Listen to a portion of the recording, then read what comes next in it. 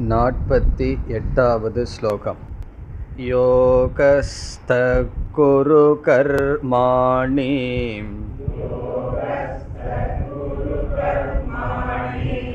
சங்கம் த்யக்த்வா தனஞ்சய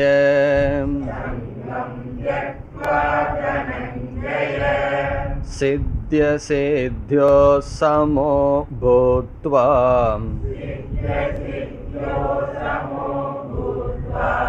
சமத்வம் யோக உச்யதே.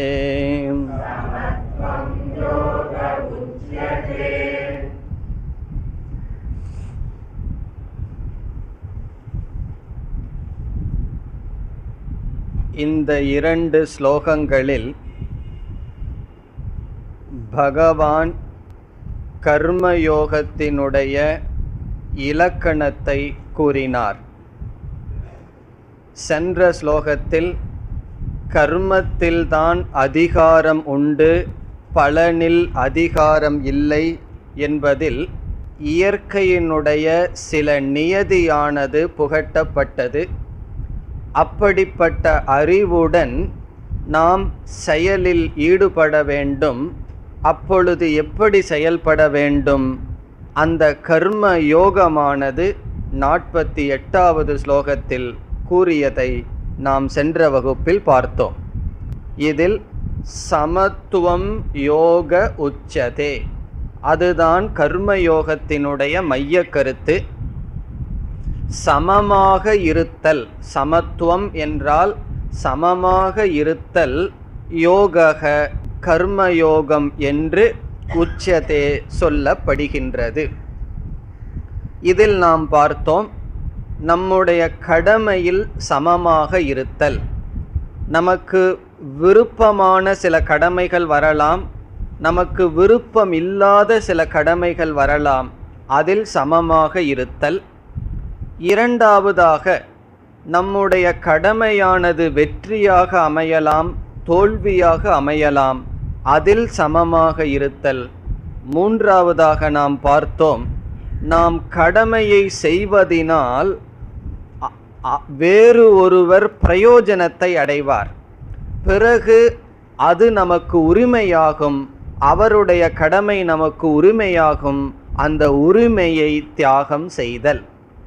அந்த உரிமையை தியாகம் செய்யும் பொழுது நமக்கு சந்தேகம் வரலாம், பிறகு யாருக்காக நான் கடமையை செய்கின்றேன்? அப்பொழுது நாம் பார்த்தோம், ஈஸ்வர அர்ப்பண புத்திகி, இறைவனுக்காக இந்த கடமையை நான் செய்கின்றேன், பகவான் இந்த சூழ்நிலையில் வைத்துள்ளார், ஆகவே நான் செய்கின்றேன் என்று செய்தல். பிறகு நாம் கடமையை தவிர்த்து இன்பத்திற்கென்று செயல்படுகின்ற காமிய கர்மத்தில் பலனை எதிர்பார்க்காமல் செய்ய வேண்டும் என்று சொல்ல முடியாது. ஆசைப்பட்டு செய்கின்ற செயல்களில் ஆசையினால் அது செய்கின்றோம், அதில் எப்படிப்பட்ட பாவனை இருக்க வேண்டும் என்ற விஷயத்தில் பலனை அனுபவிக்கும் பொழுது பிரசாத புத்தியாக இருக்க வேண்டும் என்று பார்த்தோம். இன்பத்தை நாம் அடையும் பொழுது ஈஸ்வரனுடைய பிரசாதம் என்று அனுபவிக்க வேண்டும். இதைத்தான் சமத்துவம் என்று இங்கு பகவான் கூறுகின்றார். சித்திய சித்தியோகோ சமோ பூத்வா, வெற்றியிலும் தோல்வியிலும் சமமாக இருந்து, சங்கம் த்யக்த்வா, பற்றை துறந்து, யோகஸ்தக, கர்மயோகத்தில் இருந்தவனாக, குரு கர்மாணி, கர்மங்களை செய்வாயாக என்பது உபதேசம். இதற்கு பிறகு பகவான் கர்மயோகத்தினுடைய பலன், கர்மயோகப்படி செய்ய வேண்டும் என்கின்ற மற்ற கருத்திற்கு வருகின்றார். இந்த அத்தியாயத்தில் சாங்கியம், அதாவது ஆத்ம ஞானம் உபதேசம் செய்ததற்கு பிறகு கர்மயோகத்தை துவங்கினார்.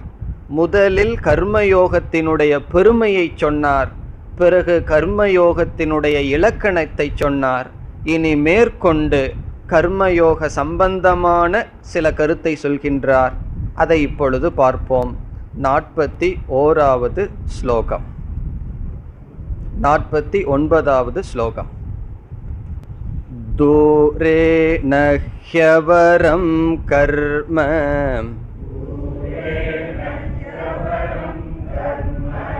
புத்தி யோகாத் தனஞ்சய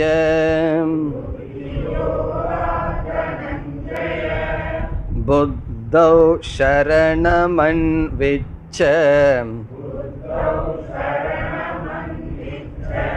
கிருபணாஃ பலஹேதவஹ.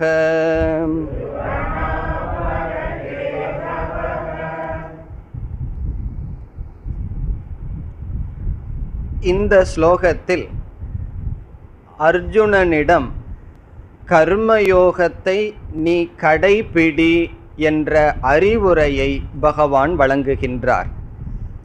கர்மயோகம் லட்சணம் கூறியதற்கு பிறகு இப்படிப்பட்ட கர்மயோகத்தை அர்ஜுனா நீ கடைபிடிப்பாயாக என்று சாதாரண ஒரு அறிவுரையை பகவான் செய்கின்றார்.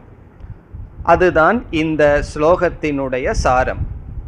எப்படி அறிவுரை செய்கின்றார்? ஸ்லோகத்திற்குள் செல்லலாம். தூரேன ஹி அவரம் கர்ம. கர்ம என்று இங்கு சொல்லப்படும் சொல்லுக்கு பொருள் பலத்தில் ஆசையுடன் செய்யப்படுகின்ற செயல்கள். பலார்த்தினா கிரியமானம் கர்ம. பலம் வேண்டும், அந்த கர்ம பலத்தை அனுபவிக்க வேண்டும் என்று செய்யப்படுகின்ற கர்ம செயலானது என்னவாம்? ஹி அவரம். அவரம் என்றால் கீழானது, இன்ஃபீரியர். அது எப்படி கீழானதா? தூரேன. தூரேன என்றால் மிகவும், ஃபார் அதிகமாக, மிகவும் கீழானது. எது? கர்ம. ஆசையுடன் செயல்படுகின்ற செயல்கள், கர்மயோகத்தை விடுத்து காமியமாக சகாமத்துடன் செய்யப்படுகின்ற செயல்கள் அவரம் என்றால் மிக மிக கீழானது. எதை காட்டிலும்? புத்தி யோகாத் தனஞ்சய. தனஞ்சய அர்ஜுனனுக்கு இருக்கின்ற பெயர். ஹே அர்ஜுனா, தனஞ்சய அழைக்கின்றார். ஹே அர்ஜுனா, புத்தி யோகாத். இங்கு புத்தி என்பது சென்ற ஸ்லோகத்தில் சொன்ன சமத்துவ புத்தியை குறிக்கின்றது, அல்லது கர்மயோகத்தை குறிக்கின்றது. கர்மயோகத்திற்கு பகவான் கொடுக்கின்ற இனியொரு பெயர் புத்தி யோகம். இங்கு புத்தி யோகாத் என்றால் கர்மயோகாத் என்று பொருள். கர்மயோகாத் என்றால் கர்மயோகத்தை காட்டிலும், கர்மயோகத்திலிருந்து பார்க்கும் பொழுது காமியமாக செய்யப்படுகின்ற கர்மமானது அவரம். அவரம் என்றால் கீழானது. எதற்கு பகவான் கர்மயோகத்திற்கு புத்தி யோகம் என்ற பெயரை கொடுக்கின்றார்? நாம் பார்த்தோம், கர்மயோகம் என்பது ஒரு காலத்தில் ஒரு இடத்தில் புதிதாக செய்யப்படுகின்ற செயல் அல்ல. நாம் அன்றாட செய்து வருகின்ற கடமைகளில் புதிதாக இருக்க வேண்டிய பாவனை, ஆட்டிடியூட், அதுதான் கர்மயோகம் என்று பார்த்தோம். ஆகவே ஒருவன் கர்மம் செய்கின்றானா கர்ம யோகம் செய்கின்றானா என்று நாம் கண்ணில் பார்த்தால் தெரியாது. காரணம் என்ன? ஆசைப்பட்டு கடமையை செய்பவனும் செய்வான், கர்ம யோகமாக கடமையை செய்வனும் செய்து கொண்டு இருப்பான். ஆகவே நம்முடைய கண்ணுக்கு இவன் கடமையை செய்கின்றானா, கர்மயோகப்படி வாழ்கின்றானா, அல்லது ஹவரம் கர்ம ஆசையில் தூண்டப்பட்டு காமியமாக செய்கின்றானா என்று தெரியாது. பிறகு அவரவர்களுடைய பாவனையை பொறுத்து அது அமைகின்றது. ஆகவே கர்மயோகத்துக்கு பகவான் கொடுக்கின்ற பெயர் புத்தி யோகம். இங்க புத்தி என்றால் பாவனை. ஒரு விதமான பாவனை தான் கர்மத்தை கர்மயோகமாக மாற்றுகிறது. ஆகவே புத்தி யோகத்தை காட்டிலும் புத்தி யோகத்திலிருந்து கர்ம காமியமாக செய்யப்படுகின்ற கர்மமானது அவரம் கீழானது. அதனால நீ என்ன செய்ய வேண்டும்? இரண்டாவது வரியில தான் அட்வைஸ் பண்றார். புத்தோ சரணம் அன்விச்ச. புத்தௌ என்றால் கர்மயோகத்தில் என்று பொருள். கர்மயோகம் என்கின்ற பாவனைக்குள் அந்த பாவனையை நீ என்ன செய்? சரணம் அன்விச்ச, சரணடைவாயாக. அந்த கர்மயோகத்துக்குள் நீ சென்று விடுவாயாக. அந்த கர்மயோகத்தை சரணடைன்னு சொல்றார். உன்னை சமர்ப்பிப்பாயாக. எதில்? புத்தியில். ஏற்கனவே சொன்ன கர்மயோகம் என்ற புத்தியில் உன்னை அர்ப்பணம் செய். அன்விச்ச என்றால் எடுத்துக்கொள், ஸ்வீகுரு. சரணம் என்றால் ஆசிரயம். கர்மயோகத்தில் ஆசிரயத்தை எடுத்துக்கொள். கர்மயோகப்படி உன்னுடைய வாழ்க்கையை அமைத்துக்கொள். இதுதான் பகவான் அர்ஜுனனுக்கு அல்லது பொதுவான அனைவருக்கும் கொடுக்கின்ற ஒரு அறிவுரை, ஒரு அட்வைஸ். இந்த அட்வைஸ் எப்படி சொல்றார்? கர்மயோகத்தினுடைய பெருமையை சொல்லி, கர்மயோகத்தினுடைய இலக்கணத்தை சொல்லி இந்த அறிவுரையை பகவான் சொல்றார்.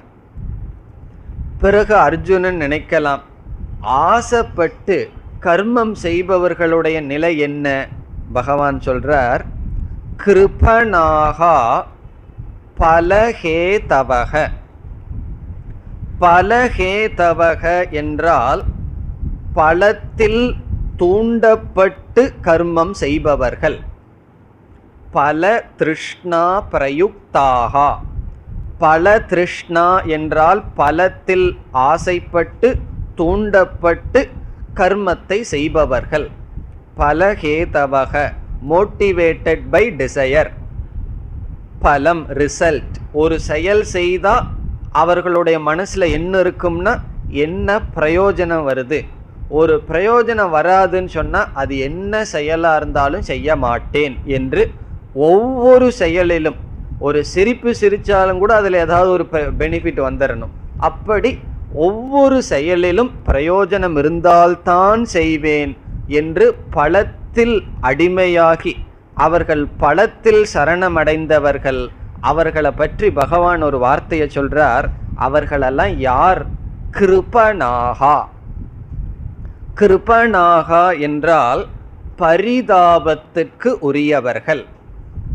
பரிதாபத்திற்கு உரியவர்கள். இது உபனிஷத் பயன்படுத்துகின்ற வார்த்தை. உபனிஷத்துல ஒரு இடத்துல இந்த ஆத்மாவை அவிதித்துவா பிரைதி, இந்த ஆத்மாவை தெரிஞ்சுக்காம இந்த லோகத்திலிருந்து போயிட்டால் சக கிருபணக என்று உபனிஷத் சொல்கின்றது. அந்த வார்த்தையை பகவான் பயன்படுத்துகின்றார். அவர்கள் கிருபணர்கள். கிருபணர்கள் என்றால் தாழ்ந்தவர்கள், பரிதாபத்திற்கு உட்பட்டவர்கள். காரணம் என்ன? அந்த கர்மத்திலிருந்து துயரத்தை அனுபவிக்க போகிறார்கள். நம்ம சாபம் கொடுக்க வேண்டாம். அவர்களுடைய புத்தியே, அந்த ஆட்டிடியூடே அவர்களுக்கு துயரத்தை கொடுக்கும். ஆகவே பலஹேதவக, பலத்தை காரணமாக கொண்டு கர்மம் செய்பவர்கள் கீழானவர்கள், துயரப்படுபவர்கள், வாழ்க்கையில் குறிக்கோளை இழந்தவர்கள். அதனால என்ன செய்ய வேண்டும்? அன்விச்ச, எடுத்துக்கொள். சரணம், அதில் சரணம் அடைவாயாக. எதில்? புத்தோ, கர்மயோகத்தில் நீ சரணாகதியை அடைவாயாக என்று இந்த ஸ்லோகத்தில் பகவான் ஒரு அட்வைஸ், ஒரு அறிவுரையை கொடுக்கின்றார். இனி நாம் அடுத்த ஸ்லோகத்திற்கு செல்லலாம். புத்தியுக்தோ ஜகாதீஹ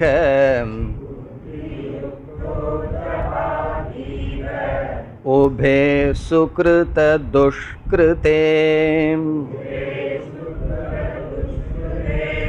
தஸ்மாத் யோகாய யுஜ்யஸ்வ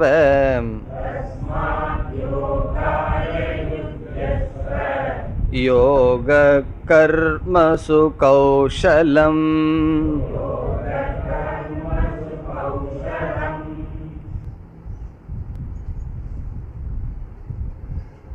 இந்த ஸ்லோகத்தில் 2 கருத்துக்கள் இருக்கின்றது.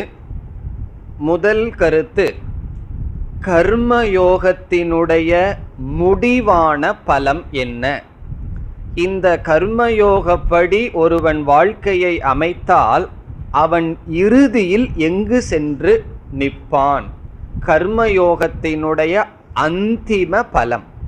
அந்திம பலம் என்றால் கடைசியில் என்ன பலனை அடைவான்?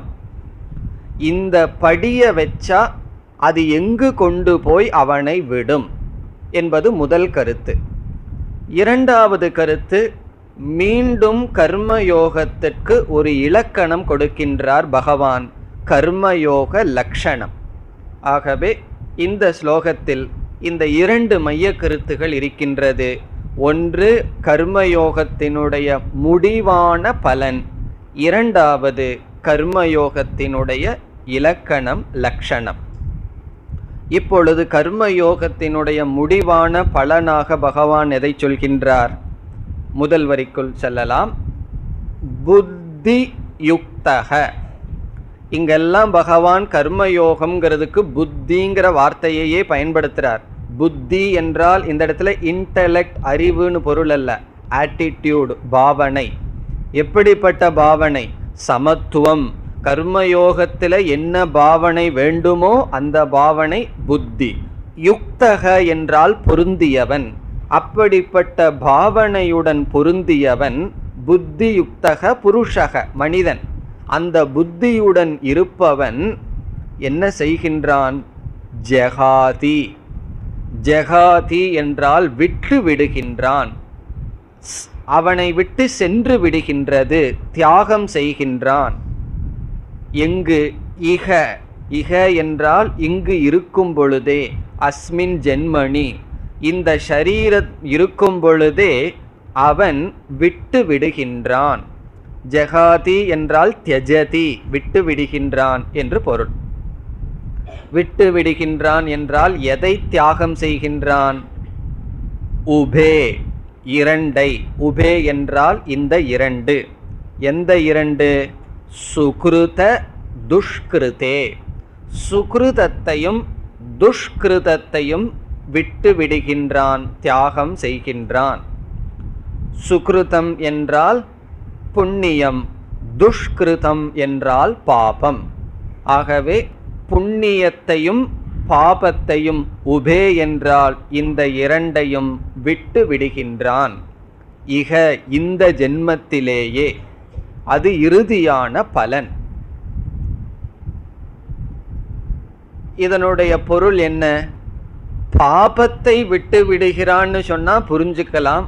புண்ணியத்தையும் விட்டு விடுகின்றானே என்றால் எல்லா கர்ம பந்தத்திலிருந்து விடுதலை அடைகின்றான். அதுதான் இதனுடைய அர்த்தம். பாப புண்ணியத்தை விடுகின்றான் என்றால் கர்ம பந்தத்தை அவன் விட்டு விடுகின்றான். கர்மத்தினால் அவன் பந்தப்படுவது கிடையாது. எப்படி என்றால், இந்த கர்மயோக வாழ்க்கையானது அவனுடைய மனதில் ஒரு விதமான தூய்மையை கொடுக்கும், சித்த சுத்தியை அது கொடுக்கும். அதுதான் கர்மயோகத்தினுடைய நேரடியான பலன். அது எப்படி கர்மயோகத்துக்கு சித்த சுத்தியை கொடுக்கிற சக்தி இருக்கு, அதெல்லாம் நம்ம 3வது அத்தியாயத்தில் படிக்கிறோம். இப்போ அது வரைக்கும் பொறுமையாக இருப்போம். எந்த விஷயத்தில் நமக்கு உன்ன சம்பந்தம் தெரியவில்லை, கர்மயோகப்படி வாழ்கிற வாழ்க்கை மன தூய்மையை எப்படி கொடுக்கும், அந்த சம்பந்தமெல்லாம் விளக்கம் பிறகு பார்க்கலாம். இப்போ அதை ஏற்றுக்கொள்வோம். கர்மயோகம் மன தூய்மையை கொடுக்கின்றது. அந்த மன தூய்மை என்ன என்பதை இப்பொழுது பார்க்க இருக்கின்றோம். அடுத்த 2 ஸ்லோகத்தில் வரும். பிறகு 3வது அத்தியாயத்திலும் மன தூய்மை விளக்கப்படும். இந்த மன தூய்மை என்பது ஞான யோகம் என்ற சாதனைக்கு இன்றியமையாத ஒன்று. ஞான யோகம் என்ற சாஸ்திர விசாரம் செய்தால் அந்த விசாரம் ஞானம் நமக்கு கொடுக்க வேண்டும் என்றால் மன தூய்மையுடன் விசாரம் செய்தால்தான் அது நமக்கு அறிவை கொடுக்கும். அதனால தான் மீமாம்சா என்ற சொல்லுக்கே பூஜ்ய விசாரம் என்று சொல்வார்கள். மேலான விசாரம், அந்த விசாரம் நமக்கு ஞானத்தை கொடுக்க வேண்டும் என்றால் மன தூய்மை என்பது அவசியம். ஆகவே கர்மயோகம் மன தூய்மையை கொடுக்கும். அந்த மன தூய்மையில ஒரு பகுதியே விசாரம் பண்ணணுங்கிற ஆசை, அதுவே மன தூய்மை தான். மேலான பொருள்ல ஆசைப்படுறதையே நம்ம மன தூய்மைன்னு சொல்லுவோம். கர்மயோகம் முமுட்சுத்துவத்தை கொடுக்கும் என்றால் என்ன? கர்மயோகம் விவேகத்தை கொடுக்கும் என்றால் விசாரம் பண்ணணுங்கிற புத்தியை கொடுக்கும், ஆசையை கொடுக்கும், அதற்கு தகுந்த சாதனையை கர்மயோகம் கொடுக்கும். இதெல்லாம் கர்மயோகம் நமக்கு கொடுக்கும். பிறகு என்ன செய்வான்? அந்த ஞானத்தினால் நான் ஆத்மா என்று புரிந்து கொண்டால் இந்த அனாத்மாவான சரீரம், மனம், புத்தி, உடல் இவைகளுக்குத்தான் கர்மபந்தம் இருக்கின்றது என்று தெரிந்து புண்ணிய பாபத்தை தனக்கு சம்பந்தமில்லாததாக உணர்ந்து அவன் முக்தியை அடைவான். ஆகவே உபே சுகிருத துஷ்கிருதே என்பது அவன் முக்தியை அடைவான், கர்மபந்தத்திலிருந்து விடுதலை அடைவான். அதற்கு முதல் ஆனால் முக்கியமான படி கர்மயோகம்.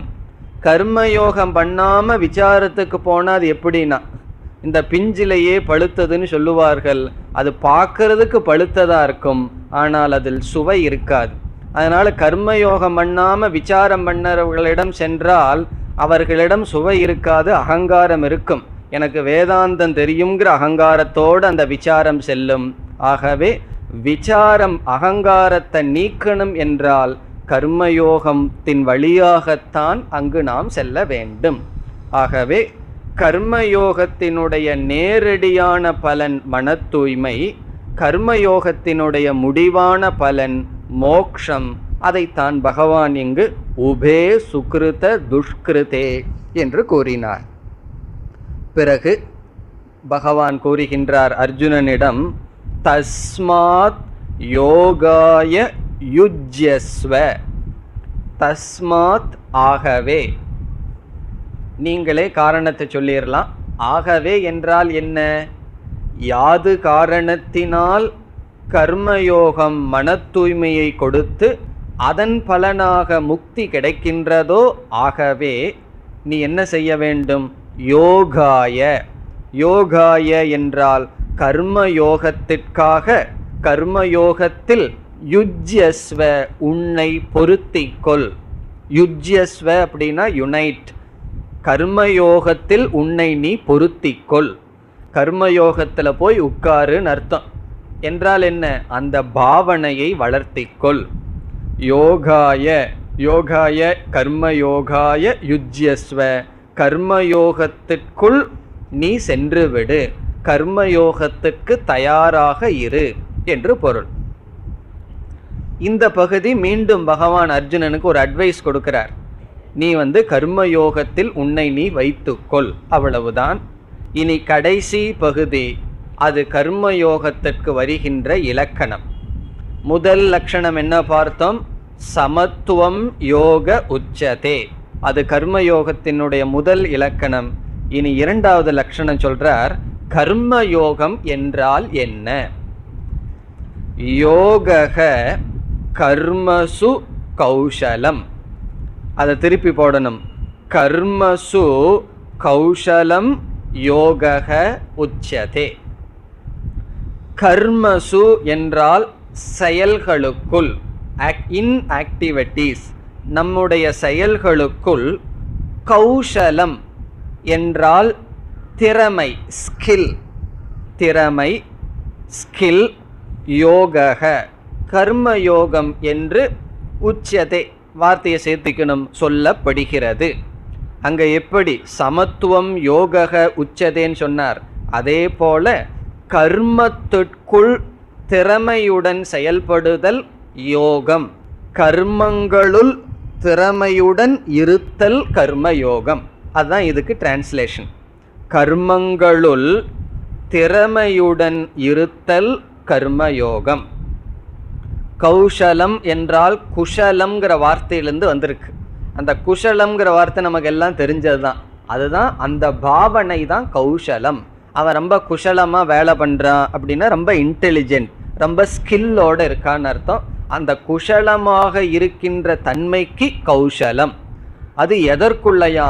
கர்மசு, கர்மத்துக்குள் மிக திறமையாக செயல்படுதல் கர்மயோகம். நம்ம கர்மத்தை மிக திறமையாக செயல்படுதல் கர்மயோகம். இந்த சொல்லானது சில சமயங்களில் தவறாகவும் பொருள்படுத்தப்படுகின்றது அல்லது புரிந்து கொள்ளப்படுகிறது. திறமையுடன் செயல்படுவது கர்மயோகம் என்று புரிந்து கொண்டால் என்ன தவறு வரும்? நம்ம ஒரு ஆக்டிவிட்டி செயலை செய்கிறோம், அதை திறமையுடன் செஞ்சிட்டா அதுதான் கர்மயோகம் என்று சொன்னால் திருடர்கள் தான் பெரிய கர்மயோகி ஆவார்கள். காரணம் என்ன? எவ்வளவு திறமையுடன் செயல் செய்கிறார்கள். ஆகவே வெறும் திறமையுடன், நல்ல எஃபிஷியன்சி, இங்கே ஸ்கில்னு சொன்னால் எஃபிஷியன்சி, அந்த திறமையுடன் செயல்படுவது கர்மயோகம் அல்ல. 3வது அத்தியாயத்தில் பகவான் சொல்ல போறார், உன்னுடைய கடமையில் சில குறையுடன் செயல்பட்டாலும் பரவாயில்லை, இனியொருத்தருடைய தர்மத்தை எடுத்துக்காதன்னு சொல்ல போறார். ஸ்ரேயான் ஸ்வதர்மோ விகுணக, விகுணக ஸ்வதர்மக, குறையோடு நீ செய்தாலும் கூட அது கர்மயோகமாக செய்தால் அதுவே போதும்னு பகவான் சொல்லுவார். ஆகவே திறமை என்ற சொல் சில சமயங்களில் தவறாக பொருள் செய்யப்பட்டு ரொம்ப திறமையாக இருக்கிறவன் கர்மயோகின்னு நினைப்பார்கள். இப்போ ஒருத்தர் ஆஃபீஸில் ரொம்ப திறமையாக பொருளை வாங்கிட்டு இருக்கார், சம்பளத்துக்கு மேலே இனி ஒன்று வாங்குவாங்களே, அது ரொம்ப திறமையாக வாங்குறார் யாருக்கும் தெரியாமல், அப்போ அவர் கர்மயோகி ஆயிடுவாரா?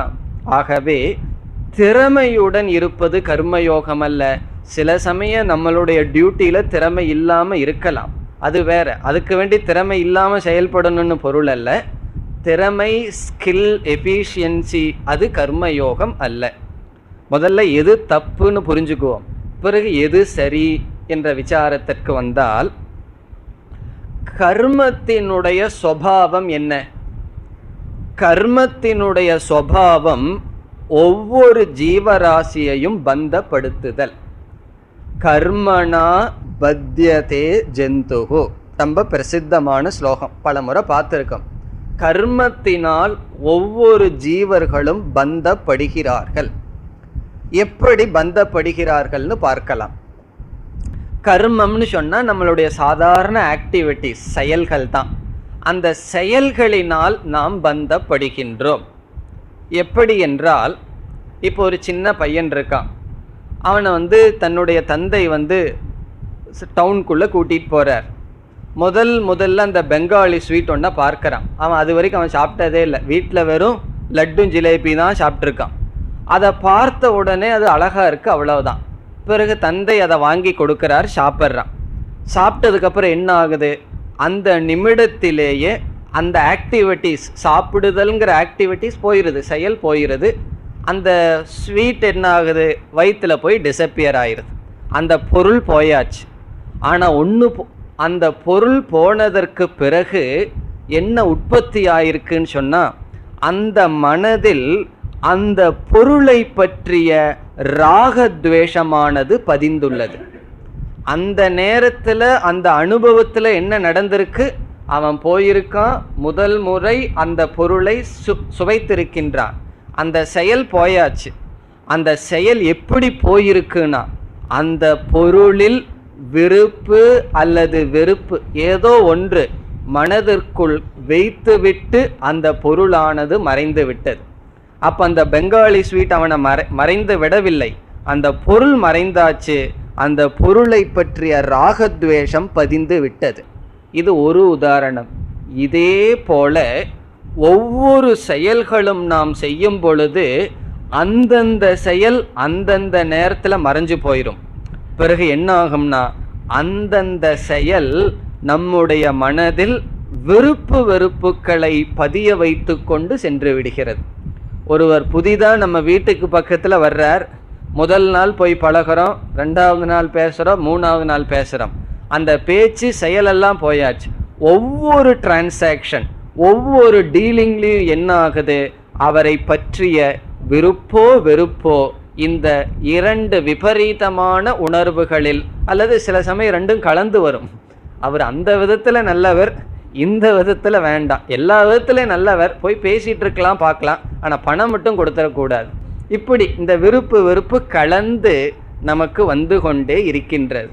அதனாலதான் குழந்தைகளுக்கு எனிமீஸ், பகைவர்கள் குறைவு.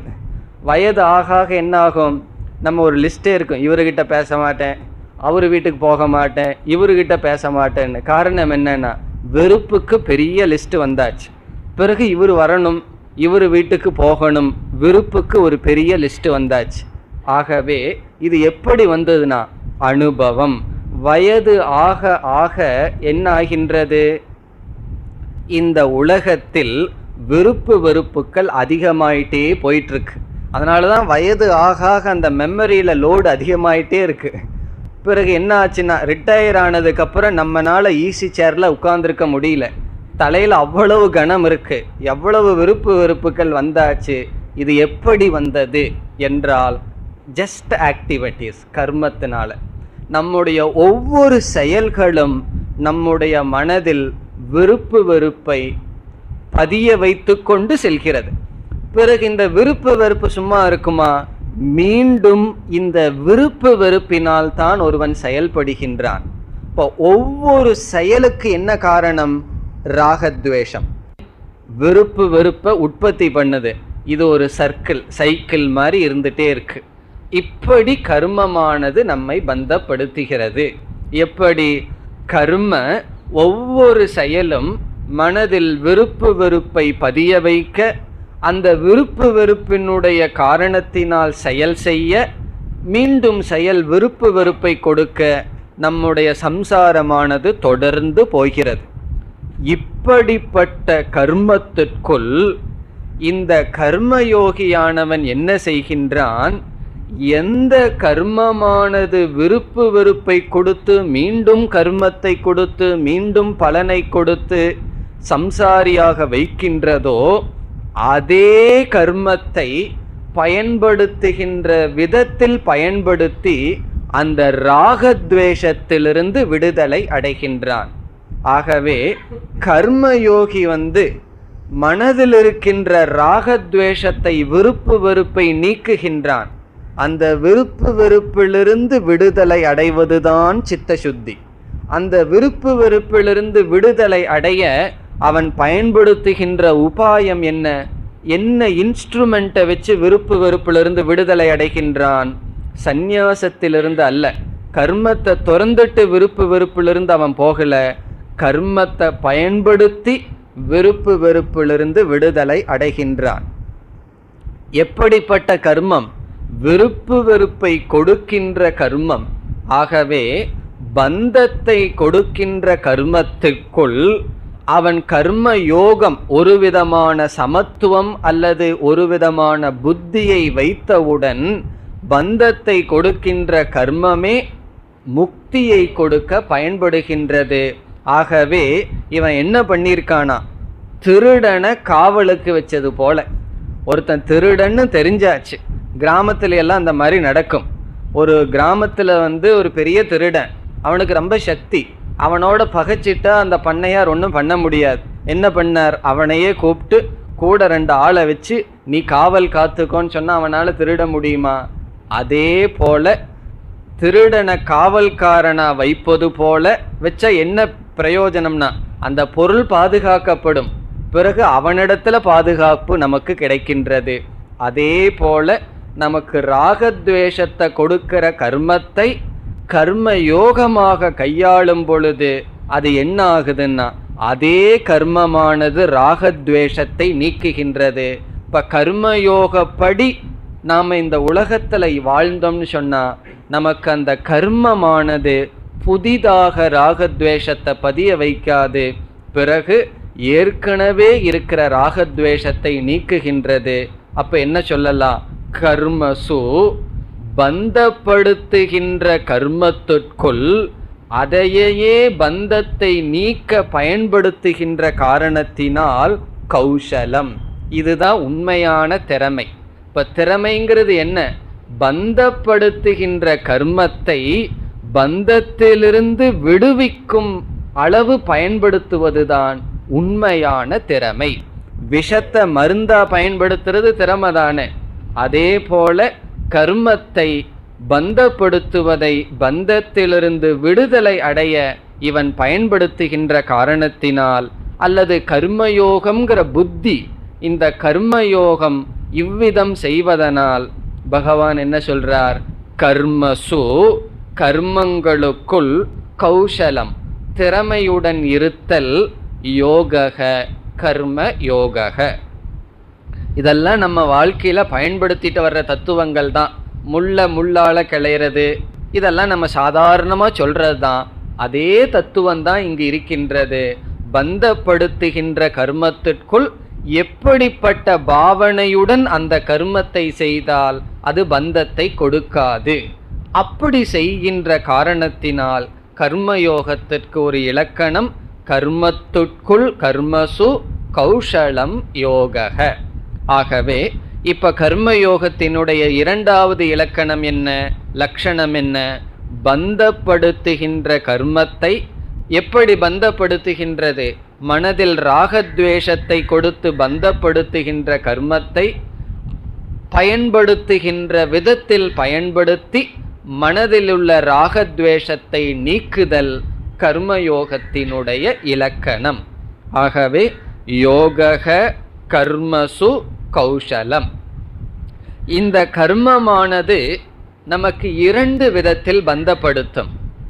ஒன்று, ஒவ்வொரு செயலும் நமக்கு கண்ணுக்கு தெரியாத பாப புண்ணியத்தை உருவாக்கும்.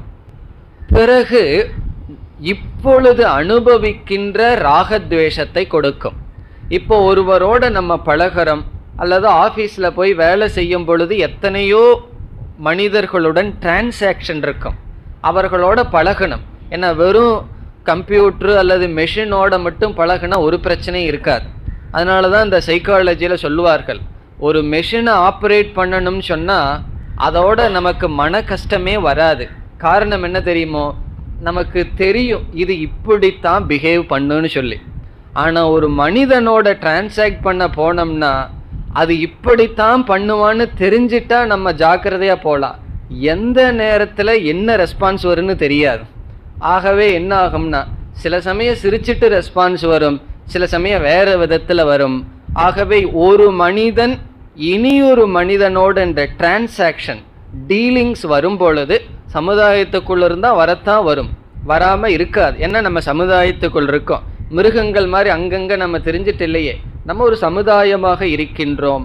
அப்பொழுது ஒரு மனிதன் இனியொரு மனிதனோடு சம்பந்தம் வைக்கணும்.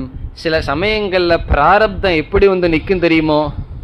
நமக்கு எந்தெந்த விதத்துல எல்லாம் விருப்பம் இல்லையோ அதற்கு தகுந்த ஆள் வந்து முன்னாடி வந்து நிற்பார். அதெல்லாம் எதற்குன்னு சொன்னால் நம்மளைய பகவான் பக்குவப்படுத்துறதுக்குன்னு எடுத்துக்கணும். ஆகவே அப்போ என்ன ஆகும்னா, அதை வந்து சொல்லுவார்கள், மெல்லவும் முடியல முழுங்கவும் முடியலன்னு சொல்லி. சில உறவுகள் வந்து நிற்கும். அந்த உறவை வந்து நம்ம டிஸ்மிஸ் பண்ண முடியாது, விட்டுட்டு போக முடியாது. இப்போ வீட்டில் சமையல்காரன் சரியில்லைன்னா வேற ஆளை மாற்றிடலாம். வீட்டில் இருக்கிற அம்மாவோ அப்பாவோ சரியில்லைன்னா மாற்ற முடியுமா? நம்ம இன்னும் இந்தியாவில் இருக்கிறதுனால அதெல்லாம் மாற்றுறது இல்லை.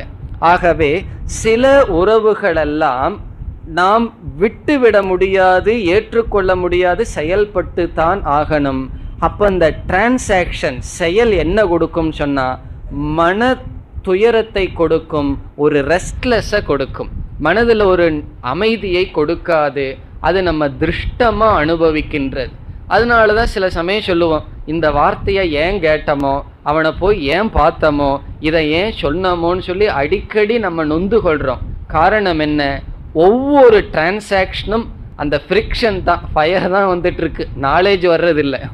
ஹீட்டும் ஃபயரும் தான் உற்பத்தி ஆகிட்டுருக்கு. அதனால தான் காலையில் எழுந்த உடனே ஏன் ரிலேட்டிவாக சந்தோஷமாக இருக்கும்?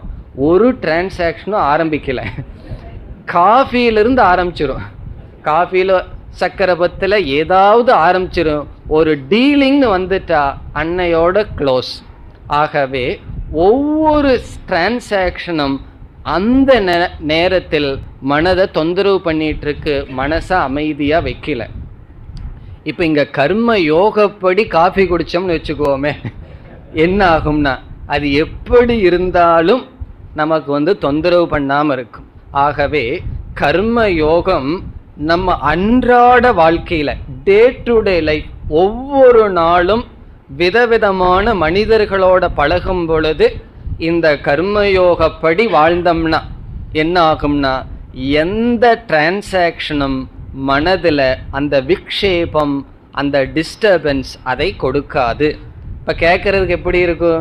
ரொம்ப நல்லா இருக்குமேனா. அப்போ கண்டிப்பாக என்ன பண்ணணும்? 3வது அத்தியாயம் முழுவதும் கேட்டு என்ன செய்யணும்? கேட்டால் பத்தாதே, அந்த கர்மயோக பாவனையை நாம் வளர்த்தி கொள்ள வேண்டும். அது பாபத்தை நீக்குது, புண்ணியத்தை நீக்குதெல்லாம் ரெண்டாவது, அது நமக்கு தெரியாத விஷயம், அதெல்லாம் ஸ்ரத்தா பேஸ்டு. ஆனால் ஒவ்வொரு நிமிடமும் நம்முடைய வாழ்க்கையில் அந்த ஒவ்வொரு டிரான்சாக்ஷனும் நம்மளைய தொந்தரவு பண்ணாமல் டிஸ்டர்ப் பண்ணாமல் தப்பிச்சுட்டு வரணும்னா இங்கே பகவான் சொல்கிற கர்ம யோகத்தை கையாளணும். இந்த கர்ம யோகம் அப்படி கொடுப்பதனால் சாதாரணமாக ஒவ்வொரு டிரான்சாக்ஷனும் இந்த கஷ்டத்தை கொடுக்குது. அதையே அவன் செய்து அவன் வேறு விதமான பிரயோஜனத்தை அடைவதனால் இதற்கு மேலே ஸ்கில் வேற எதுவும் கிடையாது. இதுதான் பெரிய ஸ்கில். பிஹெச்டி முடிக்கிறதோ அல்லது எதுவுமே பெரிய ஸ்கில் கிடையாது. பெரிய ஸ்கில் என்னன்னா எஃபிஷியன்சி என்ன, திறமை என்னன்னா எது பந்தத்தை கொடுக்குதோ, பாப புண்ணியம் கண்ணுக்கு தெரியாத பாப புண்ணியத்தை கொடுக்குதோ, கண்ணுக்கு தெரிகிற மன தொந்தரவை மன அமைதியை எது குலைக்குமோ அந்த கர்மயோகத்தை, அந்த கர்மத்தை கர்மயோகமாக செய்வதன் மூலமாக பாப புண்ணியத்திலிருந்து நீக்கம், ஒவ்வொரு டீலிங்கும் ஒவ்வொரு டிரான்சாக்ஷன் ஒவ்வொரு செயல்களிலும் அவன் தன்னை காத்து கொள்கின்றான். இதுதான் பெரிய அகிம்சை. நம்மளுடைய மனசு பாதுகாக்கப்படுகின்றது. இந்த கர்மயோகம்ங்கிறது இந்த ஷாக் அப்சர்வர் மாதிரி அல்லது அந்த வெஹிக்கிள் எல்லாம் வச்சிருப்பார்களே, அது எவ்வளவு தூரம் நொடியில் ஏறி இறங்கினாலும் அது நம்மை பாதுகாக்கும். அப்படி ஒவ்வொரு டிரான்சாக்ஷன்லையும் நம்முடைய மனதை அமைதியாக வைப்பது, அமைதியை குலைக்கின்ற கர்மத்தை அமைதியை கொடுக்கும் கர்மமாக மாற்றுவது கௌஷலம். அது கர்மயோகத்தினுடைய 2வது இலக்கணம். இனி நாம் அடுத்த ஸ்லோகத்திற்கு செல்லலாம். கர்மஜம் புத்தியுக்தாஹி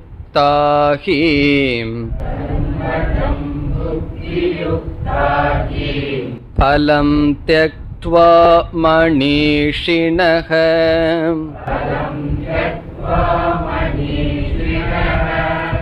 ஜன்ம பந்த விநிர்முக்தாஹ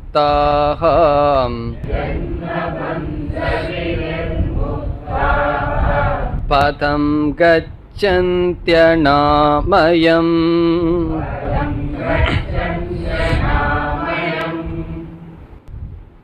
51, 52, 53 இந்த 3 ஸ்லோகத்தில் பகவான் முழு வேதாந்தத்தினுடைய சாரத்தை சொல்கின்றார்.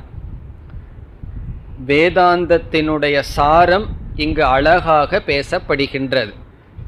இந்த கடைசி 3 ஸ்லோகங்கள் பகவான் செய்கின்ற முடிவுரை. அதற்கு பிறகு அர்ஜுனன் ஒரு கேள்வியை கேட்பான். ஆகவே இந்த அத்தியாயம் தொடரும். பகவான் முடிவுரை செய்கின்றார் இந்த கடைசி 3 ஸ்லோகத்தில். என்ன முடிவுரை செய்கின்றார்? மிக தெளிவாக வேதாந்தத்தினுடைய வியூ, பேர்டு வியூன்னு சொல்வார்கள் அல்லவா, பிக்சர், அதை இந்த 3 ஸ்லோகத்தில் வைக்கின்றார். இந்த ஸ்லோகத்தில் என்ன செய்கின்றார்? மனிதனுடைய வாழ்க்கையில் அடைய வேண்டிய லட்சியம், முடிவான லட்சியம் ஒன்று மோக்ஷம் அல்லது வீடு பேரு. அந்த மோக்ஷம் என்கின்ற முடிவான லட்சியத்திற்கு 2 படியான சாதனைகள் இருக்கின்றது. வேறுபட்ட 2 டிஃபரண்ட் சாதனை, 2 வேறுபட்ட படியான சாதனைகள் இருக்கின்றது. அந்த 2 சாதனைகளையும் சாத்தியத்தையும் பகவான் அறிமுகப்படுத்துகிறார் இங்கு. ஆகவே நம்ம சாஸ்திரம் படிக்க வந்து பல நாள் கீதை உபனிஷத் படித்ததற்கு பிறகும் கூட நமக்கு எது கீதையினுடைய உபனிஷத்தினுடைய சாரம், நம்ம என்ன சாதனையில் இருக்கோம் அதே தெரியாமல் இருக்கும். காட்டுக்குள்ளே போன மாதிரி இருக்கும். ஏன்னா இந்த சாஸ்திரம்ங்கிறது அப்படி. அதை முதல்ல இங்கு பகவான் தெளிவுபடுத்துகின்றார். 2 சாதனை, படிப்படியான சாதனை, ஒரு சாத்தியம். இதை இங்கு பகவான் சொல்றார். இதில் பல குழப்பங்கள் இருக்கின்றது. அந்த ஒரு சாத்தியத்திற்கு பல கிளைகளான சாதனைகள் என்று பேசுவார்கள். அது என்னன்னு சொன்னா, மோக்ஷங்கிறது ஒன்று, அதில் இந்த ரூட்டில் வேணாலும் போய் அடையலாம், நீ இந்த ரூட்டில் போய்க்கோ, நான் அந்த ரூட்டில் போய்க்கிறேன்னெல்லாம் சொல்லுவார்கள். அதில் தவறு இருக்கின்றது. இங்கு பகவான் சொல்றார், ஒரே ரூட்டு, அந்த ரூட்டு படிப்படியாக இருக்கின்றது. மோக்ஷங்கிறது ஒரு லட்சியம், அதற்கு பல சாதனைகள் இருக்கின்றது. தவறு செய்பவர்கள் தனியாக மோட்சத்தோடு சம்பந்தப்படுத்துவார்கள். பகவான் அந்தந்த சாதனைகளை, கர்மயோகம், பக்தி யோகம், ஞான யோகம், இப்படியெல்லாம் சொல்கிறோம் அல்லவா, இந்த சாதனைகளை பகவான் தனித்தனியாக மோட்சத்திற்கு கூறாமல் படிப்படியாக கூறுகின்றார். முதலில் இந்த சாதனம், இதை முடித்ததற்கு பிறகு இந்த சாதனம், அதனால் மோட்சம் அடையப்படும். இதில் சாத்தியம் என்ன, மோட்சம், அதையும் கூறுகின்றார். சாதனம் என்ன, 2 சாதனை. நம்ம பல கோணத்தில் பிரிக்கலாம், அந்த 2ஐயும் மீண்டும் பிரிக்கலாம், எல்லாம் பிறகு செய்வோம். இப்பொழுது பிராடா பரந்த நோக்கில் 2ஆக பிரிக்கின்றோம். தெரிந்த கருத்துதான். முதல் சாதனை கர்ம யோகம், 2வது சாதனை ஞான யோகம். அந்த 2 ஸ்டேஜா பகவான் சொல்றார். இதுதான் சம்பிரதாயப்படி உபதேசம் செய்யப்படுகின்ற கருத்து. என்ன கருத்து? 2 சாதனைகள், அந்த 2ம் தனிப்பட்ட சாதனைகள் அல்ல, ஒரு படியாக இருக்கின்ற சாதனைகள். அதை இந்த ஸ்லோகத்தில் அறிமுகப்படுத்துகின்றார். எப்படி? முதலில் கர்மயோகம் என்ற சாதனையை ஒருவன் எடுத்துக்கொள்ள வேண்டும். பிறகு அந்த சாதனையை எடுத்துக்கொண்டு அந்த சாதனையினால் என்ன அடையப்படுமோ அதை அடைய வேண்டும். அதற்கு பிறகு ஞான யோகம் என்ற சாதனையை எடுத்துக்கொள்ள வேண்டும். பிறகு அதனால் அவன் எது அடைகின்றானோ அது மோக்ஷம். அதுதான் இந்த ஸ்லோகத்தினுடைய சாரம். இப்போ இந்த ஸ்லோகத்தில் என்ன சொல்லப்படுகிறது? முதலில் கர்மயோகம் முதல் படி.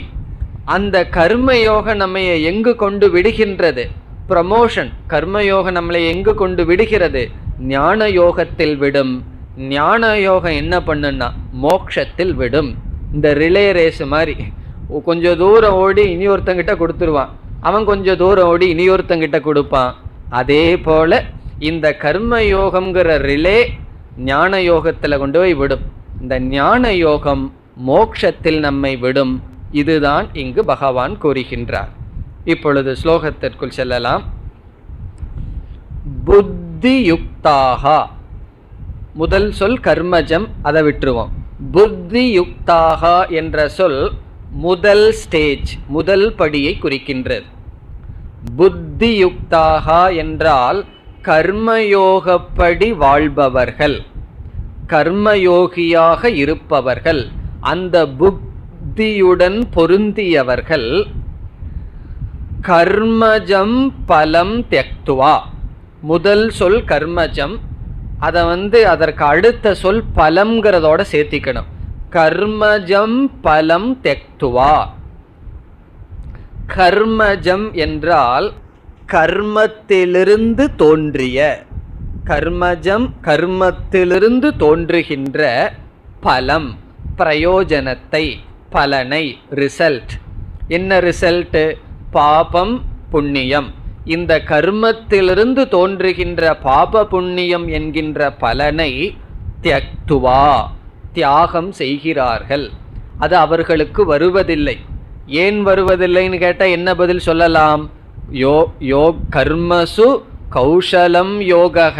அவன் கர்மத்தை எப்படி பயன்படுத்தி இருக்கான்?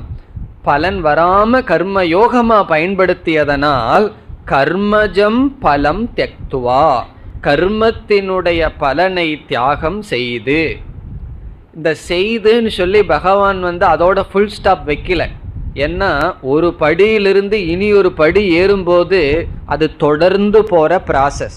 நான் இந்த படியை விட்டுட்டேன், இனியும் அடுத்த படியை காலை வைக்கலின்னா எந்த படியில் இருப்போம்? கீழே தான் விழுந்து கிடப்போம். ஆகவே ஒரு படியை விடுறது அப்படிங்கிறது அடுத்த செகண்டே அடுத்த படிக்கு போறதுக்கு சமம். ஆகவே இந்த தெக்துவான்னு சமஸ்கிருதத்தில் சொல்ற வார்த்தை, அதை விடுத்து அடுத்தது என்ன ஆகிறானா மணீஷினக. அடுத்த சொல் மணீஷினக பவந்தி. மணீஷினக என்றால் ஞானியாக ஆகின்றான். சமஸ்கிருதத்தில் மணீஷா என்றால் ஞானம். மணீஷா என்றால் அறிவு, ஞானம். மணீஷினக என்றால் ஞானத்தை உடையவன். அப்படி ஆகின்றான். அது எதை குறிக்கின்றது? இரண்டாவது ஸ்டேஜ். அவன் ஞான யோகத்தை பயன்படுத்தி ஞானியாக மாறுகின்றான். முழு வேதாந்தத்தையே ஒரே வரியில பகவான் வச்சிட்டார். கர்மயோகத்தை பயன்படுத்துபவன், கர்மயோகப்படி இருப்பவன் கர்ம பலத்தை தியாகம் செய்து மணீஷினக அவன் ஞானியாக மாறுகின்றான். அந்த இடத்துல உன்னை சேர்த்திக்கணும். அவன் எப்படி அந்த மணீஷா ஞானத்தை அடைகிறான்னு சொன்னா 3 சாதனம் நாம் பேச இருக்கின்றோம். சிரவணம், மனனம், நிதித்தியாசனம் என்கின்ற சாதனையினால் அவன் ஞானியாக ஆகின்றான். அந்த ஞானத்தினுடைய பலனை சொல்றார். அவன் எப்படிப்பட்ட பிரயோஜனத்தை அடைகின்றான்?